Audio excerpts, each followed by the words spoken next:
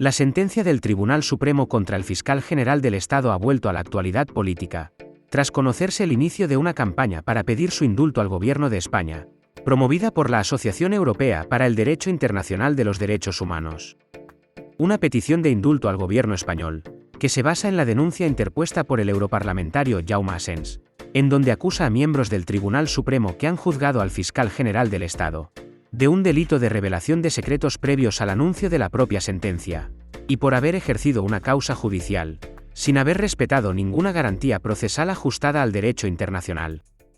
El caso del fiscal general del Estado es un escándalo. El Supremo, en vez de condenar a quien propaga una falsedad, condena a quien la desmonta. En este caso, no solo no hay autor, tampoco hay delito. Lo reconocen las magistradas progresistas que discrepan de la condena, en un voto particular que es demoledor. No hay prueba de filtración, no hay autor identificado, no hay acción descrita y, por tanto, no hay delito. El propio tribunal asume que no sabe quién filtró la información. El fiscal o alguien de su entorno, dicen. Pero un delito necesita autor concreto, no entornos difusos. Si no saben quién fue, ¿cómo pueden condenar? ¿O lo hizo él o lo hizo otro? Jurídicamente no hay término medio. Eso no es una sentencia, es un auto de fe con aroma inquisitorial. Tampoco hay delito. La sentencia vulnera la presunción de inocencia. Lo dicen las magistradas progresistas, que desmontan el segundo pilar de la condena, la nota de prensa. Desmentir un bulo lanzado contra la fiscalía no es revelar secretos. Es un deber democrático. Condenar a alguien por desmentir la falsedad que atribuye una actuación ilícita a la fiscalía es una barbaridad. No condenan por revelar secretos, porque ya no se reveló ninguno, ya se conocía, sino por ejercer transparencia institucional. Y lo más grave, ya hubo un caso idéntico con un ministro del Partido Popular, con Marchena presidiendo el Supremo. En ese caso se archivó de plano. Entonces no había delito, no había caso. Ahora sí, justo cuando el acusado es un fiscal general progresista. Las hemerotecas no mienten. Los criterios sí. Cayetano Álvarez de Toledo lo dijo sin rubor. La justicia es el último dique para frenar los avances progresistas. Y Aznar remató: quien pueda hacer, que haga. Pues eso, hacer, no impartir justicia, sino ejercer poder. Esto no es un juicio jurídico, es un juicio político sobre quién puede gobernar el Estado. Y parte del Supremo se siente depositario de una misión sacrosanta, la de defender una idea reaccionaria de España, blindar el status quo, administrar el castigo político. Y los nombres son conocidos. El juez Hurtado, clave en el Gürtel y en el indulto a la mujer de Bárcenas. ¿Casualidad que llegara al Supremo? ¿Casualidad que el veto siempre llegue a los progresistas? A Ricardo de Prada, ponente de la condena a la Gürtel. Está luego Antonio del Moral, que es del Opus. Está Lamela, que vio terrorismo en Alsasu. Y está Rieta, que acabó con Garzón. Y sobre todo está Marchena, gran operador invisible del Partido Popular, el que dicen que controlan por detrás, el mismo que dejó sin escaño a Alberto Rodríguez. El patrón es reconocible, siempre el mismo. Si hay delito de revelación de secretos, no es el de fiscal, es el de quienes condenan, porque ahí sí que hubo una revelación de secretos. Magistrados impartiendo cursos remunerados organizados por la acusación popular en pleno periodo de deliberación, comentando información que era secreta. Arrieta dijo en público: y con esto, señores, concluyo que tengo que poner la sentencia de fiscal.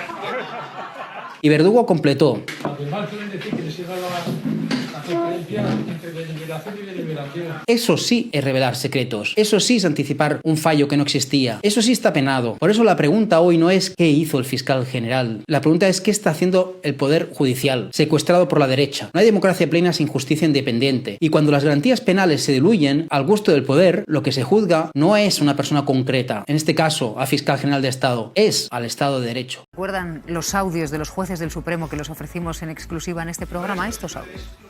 Concluyo que tengo que poner la sentencia de fiscal.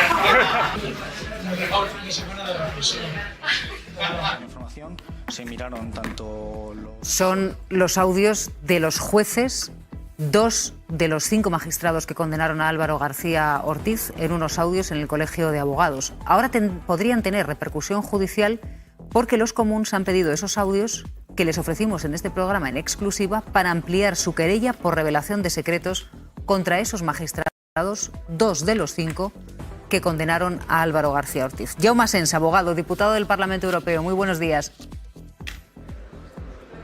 Sí, hola, buenos días.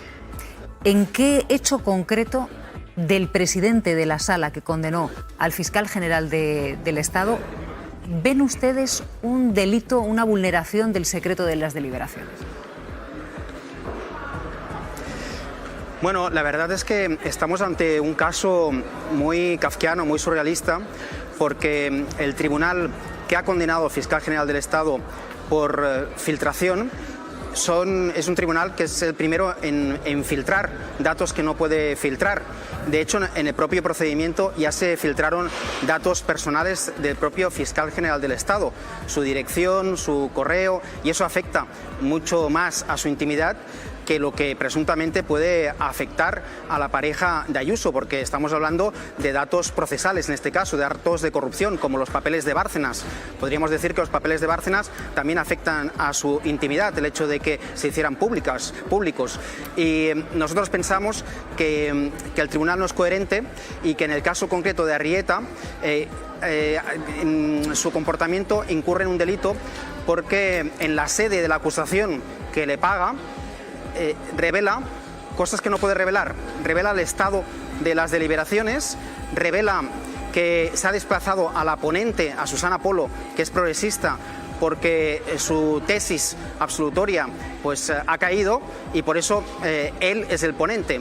De hecho, igual el público que estaba escuchando no dedujo eso, pero se puede deducir muy fácilmente de sus palabras, porque si lo último que se sabía, lo que se comunicó y lo que sí que se podía comunicar es que la ponencia había tocado a Susana Polo, lo que no podía hacer el juez Arrieta, y menos en la sede de la acusación, que por cierto le pagaban sus honorarios, es revelar el estado de la deliberación que tenían los jueces, porque eso precisamente es lo que prohíbe la Ley Orgánica del Poder Judicial y eso es lo que persigue el Código Penal. El Código Penal habla muy claramente que aquellos datos, aquella información que está protegida por alguna ley, como secreto, como es el caso de las deliberaciones, no se puede vulnerar y en este caso se ha vulnerado.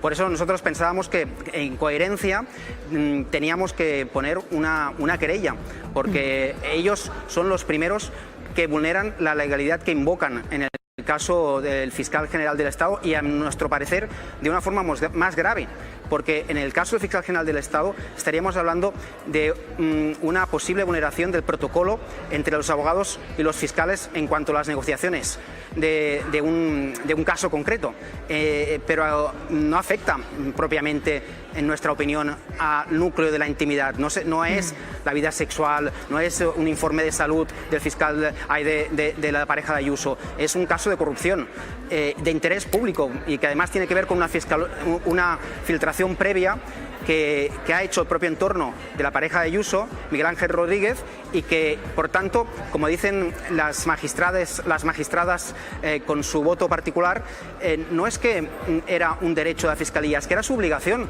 era una cuestión de transparencia. La ciudadanía tenemos derecho a saber la verdad.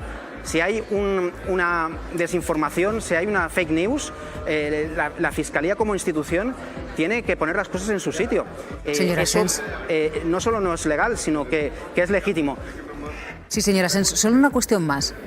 En estas circunstancias cabe la posibilidad de presentar una consulta a la Comisión Ética del Poder Judicial sobre la participación de esos 3 magistrados que condenaron al fiscal general del Estado en un curso por el que cobraron del Colegio de Abogados de Madrid, que además es acusación particular en el proceso.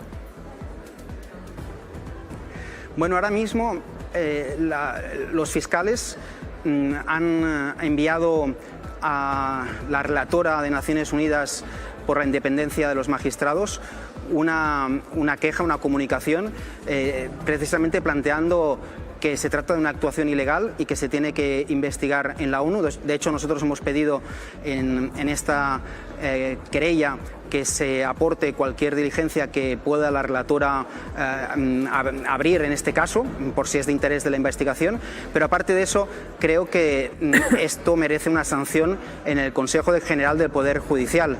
El problema que tenemos en el Consejo General del Poder Judicial es que la presidenta se ha puesto al lado de la mayoría de derechas y por tanto será difícil que prospere, pero si uno coge la Ley Orgánica del Poder Judicial es evidente que ha habido una vulneración clara y hay un conflicto de intereses en muchos de esos magistrados. Se tendrían que haber abstenido o poner en conocimiento del resto de compañeros y compañeras del tribunal que tenían una relación de confianza con una de las partes y ese elemento lo hemos conocido con posterioridad, lo han ocultado los propios magistrados y eso afecta a la imagen de imparcialidad los jueces no solo tienen que ser imparciales, tienen que parecerlo. Y en este caso hay muchos elementos que rompen esa imagen de imparcialidad. Y da la sensación que estamos otra vez en un caso de abuso de una oligarquía judicial, de un despotismo propio de una oligarquía judicial que en realidad no cree que este gobierno sea legítimo y creen que el gobierno debería convocar elecciones, y en el fondo hay eso. La derecha no acepta el resultado de las elecciones, la derecha judicial tampoco.